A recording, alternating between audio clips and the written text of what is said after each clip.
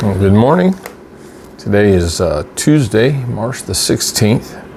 And today we're in Luke chapter 22, and we're going to be reading verses 39 through 53.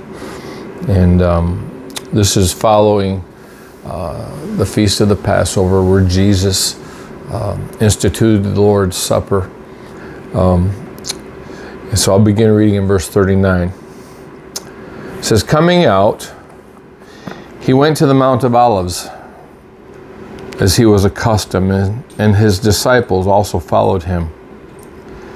When he came to the place, he said to them, 'Pray that you may not enter into temptation.' And he was withdrawn from them about a stone's throw. And he knelt down and prayed, saying, 'Father, if it is your will, take this cup away from me. Nevertheless, not my will, but yours be done.'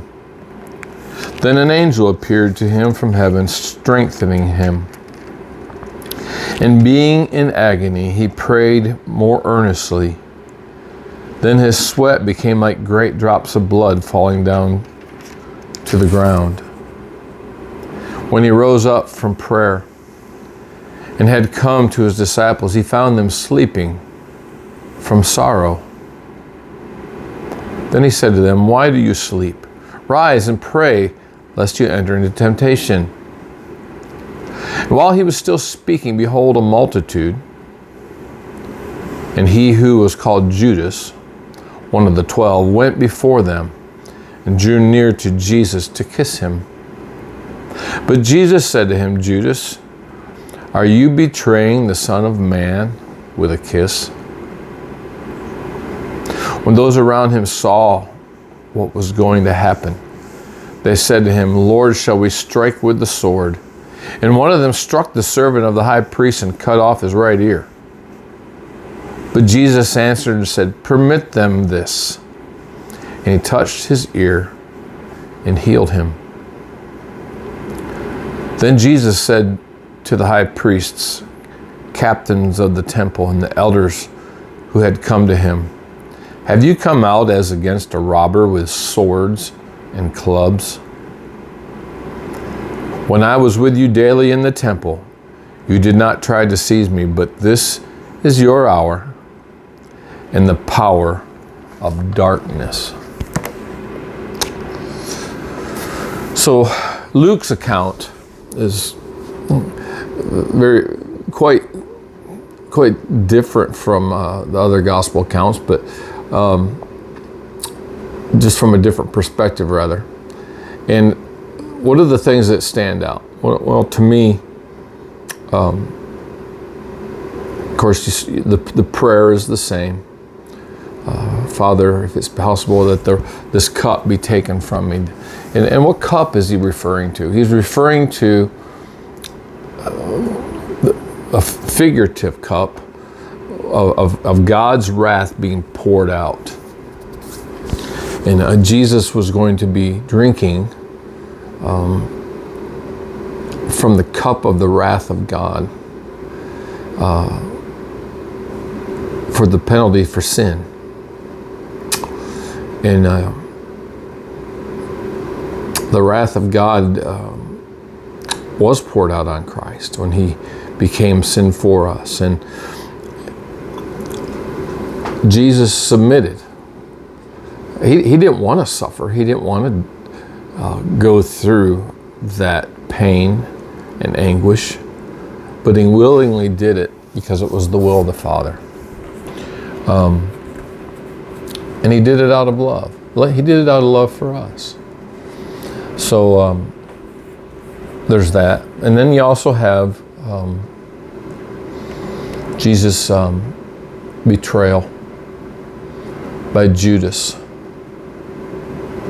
I talked a little bit yesterday about that and how Judas was the one who held the money bag, the most trusted individual, ironically, who during the feast, during the Lord's Supper, or during the Passover feast, just hours before, he had Jesus' back exposed to him as he reclined right behind Jesus. And here he is literally, or figuratively rather, stabbing Jesus in the back, betraying him. And then he says something to the high priests and to the leaders in the synagogue. How he had taught in the synagogue or in the temple daily. But they were afraid of the people because they knew Jesus was popular. So this is an underhanded thing, and they come out in the darkness and they do their deed in the darkness. And Jesus said they do it by the power of darkness. Now, who does that speak of? This was satanic. This was a satanic attack, and we know Satan was behind it. Satan wanted to destroy Jesus from the time he was conceived. Even before. Throughout history, going all the way back to Cain and Abel.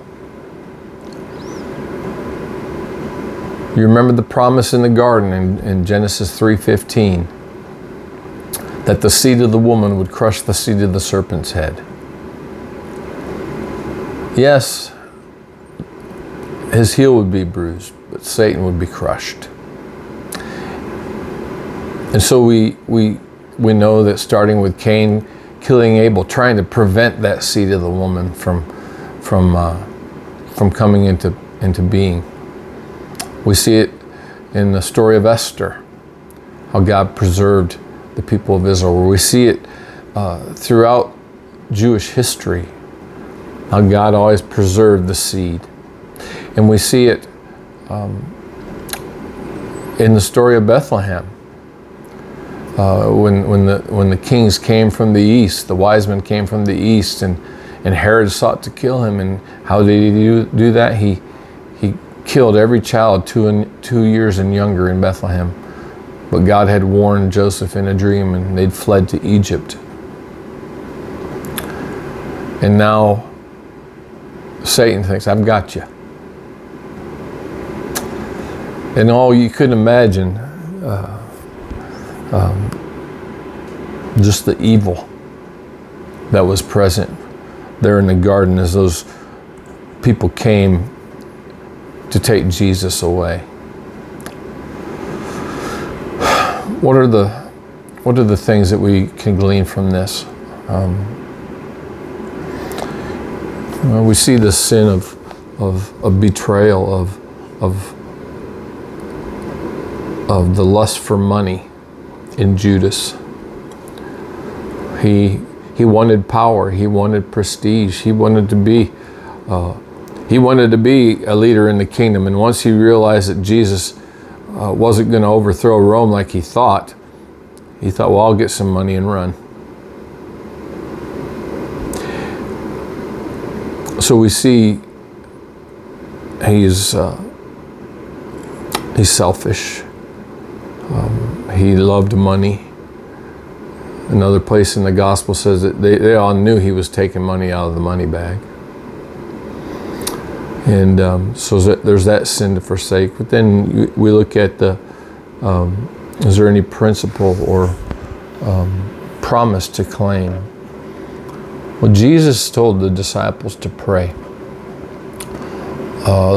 Pray that they wouldn't fall into temptation.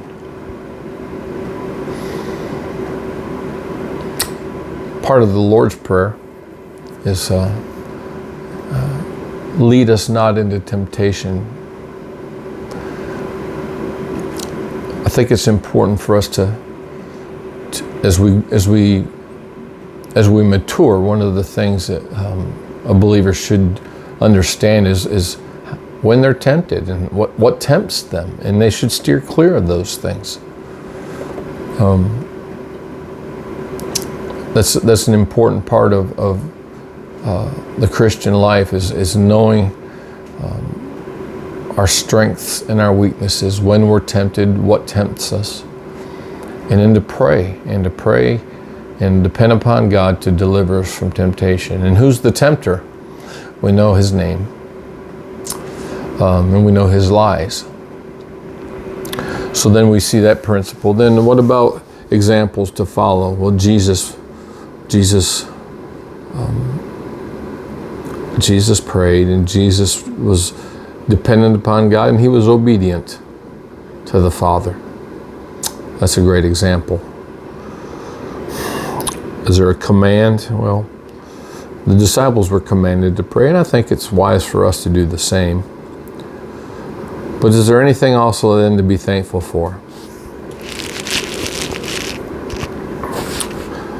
I'm thankful that Jesus was obedient. I'm thankful that he was willing to suffer for us, for me, for my sin, and pay the sin debt for me. And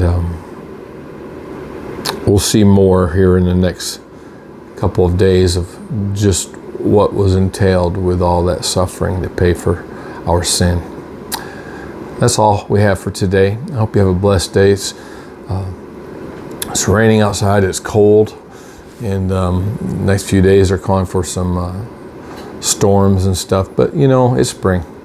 So just thank the Lord for his goodness to us. I would ask if you would pray for my son-in-law David and my daughter Bethany and my grandchildren, all three of them, Hope, Naomi, and little Isaac, all have the COVID. And